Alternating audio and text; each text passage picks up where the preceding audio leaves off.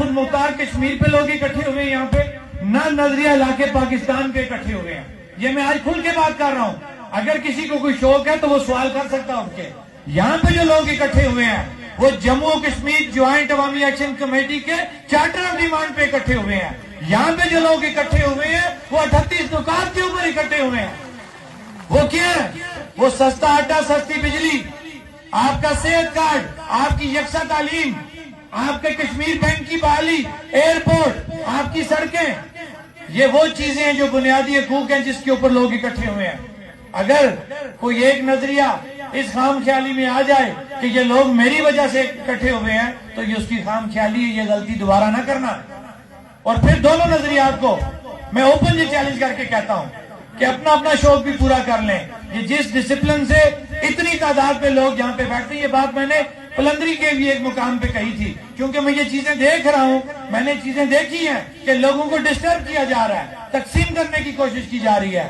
تو میں یہ ان تمام جتنے بھی نظریات کے لوگ ہیں ان کو یہ بتانا چاہتا ہوں کہ یہ لوگ اب کبھی بھی تقسیم نہیں ہوں گے. 78 سال تم نے ان کو لگا لیا اپنے اپنے نظریے کے پیچھے، لیکن نہ تو کشمیر خود مختار بنا، نہ کشمیر جو ہے پاکستان کا حصہ بن سکا. ہوا کیا؟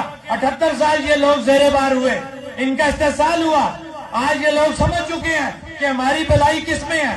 انہوں نے دیکھ لیا کہ جموں کشمیر جوائنٹ عوامی ایکشن کمیٹی وہ پلیٹ فارم ہے جو ان کے بنیادی حقوق کی بات کر رہا ہے.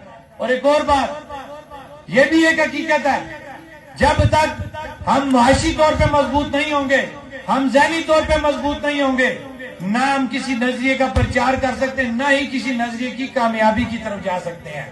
یہ نہیں ہو سکتا کہ میرے گھر کے اندر کھانا نہیں ہے، میری ماں بیمار ہے، اس کو دوائی کی ضرورت ہے، میں معاشی طور پہ اتنا کمزور ہوں کہ میں گھر کا کھانا پورا نہیں کر سکتا، میں ماں باپ کی دوائی پوری نہیں کر سکتا، میں بچوں کی سکول کی فیس نہیں دے سکتا، اور مجھے آپ لگا دیں جناب جاؤ مسئلہ کشمیر حل کرنا ہے. یہ جھوٹ ہے. سچی بات یہ ہے کہ جب تک قوم معاشی طور پہ مضبوط نہیں ہوتی، ذہنی طور پہ مضبوط نہیں ہوتی، آپ کوئی اگلا کام نہیں کر سکتے. جو بھی ان حالات میں آپ کو یہ بات بتائے گا وہ آپ سے جھوٹ بولے گا. سچی بات جو وہ یہی ہے کہ جب آپ معاشی طور پہ مضبوط